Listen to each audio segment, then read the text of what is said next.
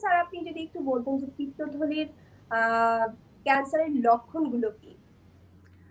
আচ্ছা, পিত্তথলির ক্যান্সার যেটা হচ্ছে এটার তো অনেকগুলো মানে কারণ আছে, যে এটা কিছু আর কিছু আছে যে কারণ ছাড়াও হয়, ইডিওপ্যাথিক বলে। তো পিত্তথলির ক্যান্সার নির্ণয়ের জন্য সাধারণত কিছু কিছু দেখা যায় যে আজকাল যেটা হচ্ছে পিত্তথলিতে পাথর, তো প্রায় এই জিনিসটা পাওয়া যায় যে পিত্তথলির পাথরের সমস্যা। তো পিত্তথলিটা আমাদের লিভারের ঠিক নিচে ওই জায়গাটায় অবস্থিত। এটা লিভার থেকে যে বিলিয়ারি চ্যানেলগুলা ছোট ছোট ছোট করে বিভিন্ন জায়গা থেকে তৈরি হয়ে গাছের শাখা প্রশাখার মতন বড় একটা গাছের মতন পিত্ত নালী, বড় দুটো নালী, রাইট লিভারের ডান দিকের অংশ এবং বাম দিকের অংশ থেকে আসে, এসে মিলিত হয়ে বড় একটা নালী হয়। এর পরে এসে পিত্তথলিটা এখানে এই গাছের একটা ফলের মতন। তো পিত্তটা এখানে এসে এখানে জমা থাকে, গ্র্যাজুয়ালি এটা কনসেন্ট্রেটেড হয়, ঘন হয়। এটা ঘন হওয়ার পরে যখনই আমরা খাবারের মাধ্যমে চর্বি এবং চর্বি জাতীয় খাবার হজম করার জন্য পিত্তটা প্রয়োজন হয়। তো ওই জাতীয় খাবারটা যখনই পাকস্থলী এবং জিডোনামের অংশেটা যখনই চলে আসে, ওই সময় এখান থেকে একটা রেসপন্স চলে যায় পিত্তথলিতে। তখন পিত্তথলিটা কন্ট্রাক্ট করে, মানে চেপে আসে। চেপে আসলেই এই পিত্তটা তখন খাদ্যনালীর এই ডিডোনাম বলতে পাকস্থলীর পরেই প্রথম যে অংশটা আমাদের ইন্টেস্টাইনের, এইখানটা এসে এর সাথে মিলিত হয় ওই খাবারকে। তখন এই খাবার হজমে সে সাহায্য করে। তো এটা বিভিন্ন কারণে পাথর হয়ে থাকে। এটা কেউ ক্রনিক ডিহাইড্রেশন, এটা ফ্যামিলিয়াল হতে পারে, এটা ইনফেকশন থেকে হতে পারে।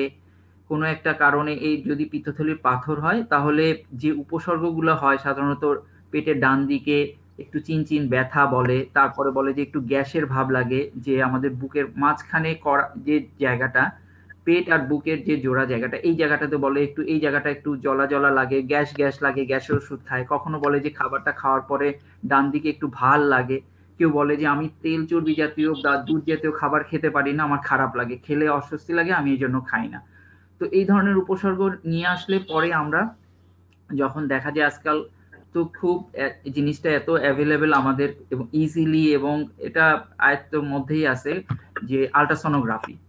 আমরা প্রথমে একটা কিছু গ্যাসের ওষুধ অনেক সময় অনেকে প্র্যাকটিস করে, কিন্তু এই ধরনের জিনিসটা আসলে আমরা যেটা বলি যে প্রথমে যেহেতু আপনি কিছুদিন গ্যাস ওষুধ খেয়েছেন, আমার মনে হয় একটা আল্ট্রাসোনোগ্রাফ করেন, করে দেখেন যদি এখানে কোনো কিছু না থাকে পিত্তথলি রিলেটেড, তখন আমরা বলি যে ফার্দার আপনি গ্যাস ওষুধ খান এবং পরবর্তী গ্যাস্ট্রন্টোলজিস্টের সাথে যোগাযোগ করেন, যে পরবর্তীতে আপনার প্রয়োজন হলে একটা আপার জিআই এন্ডোস্কোপি, মানে মুখ দিয়ে যে একটা নল দিয়ে দেখে, হয়তো আপনার স্টমাকের সমস্যা। আর পিত্তথলির সমস্যা হলে তো এই আল্ট্রাসোনোতেই আমরা পেয়ে যাই। যেটা হচ্ছে যে এখানে বেশিরভাগ পিত্তথলির ক্যান্সার সাধারণত শুরুর দিকে, যেটা আর্লি আর্লি তেমন একটা সিমটম দেয় না, আনলেস আদারওয়াইজ এই পিত্তথলির পাথরের সিমটমের মতো সিমটম ছাড়া।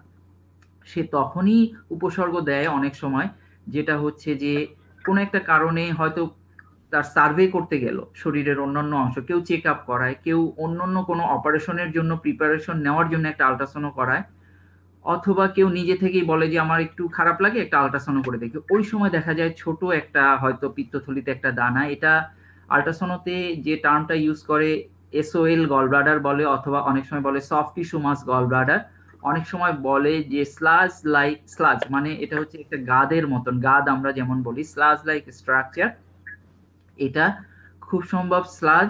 এবং ইট মিমিক্স লাইক, বলে যে ওনারা সনোগ্রাফিক্যাল টার্মে বলে যে এটা টিউমারের মতন লাগছে, এই ধরনের কথা বলে।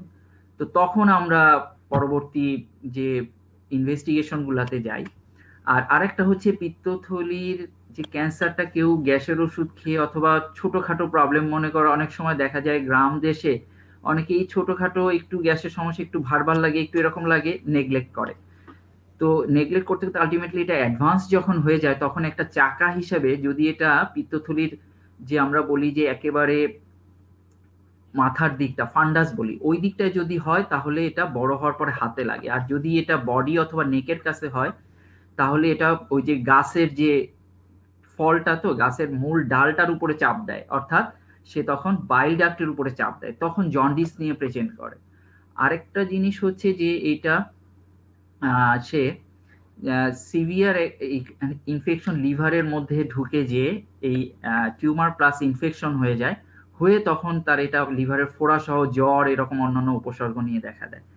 আর এই ধরনের যখন হাতে চাকা লাগে অথবা জন্ডিস নিয়ে আসে, অনেক সময় পেটে পানিও চলে আসে, এইগুলো খুবই advance condition. It's a very difficult condition. অনেক সময় আমরা সার্জারি করতেও পারি না।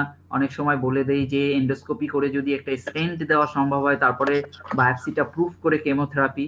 আর অনেক সময় এটা খুলে যদি অনেক সময় দেখি যে আমরা কিছু ইনভেস্টিগেশন আছে এমআরআই মাধ্যমে করা হয়, যেটা এমআরসিপি বলে। যদি দেখি কোনো জায়গা থাকে তাহলে আমরা বলি যে ঠিক আছে, সার্জারি করে আপনাকে কিছুটা টিউমারের বাল্কটা কমিয়ে দিয়ে পিত্তনালীর একটা জোড়া দিয়ে পরবর্তীতে কেমোথেরাপি।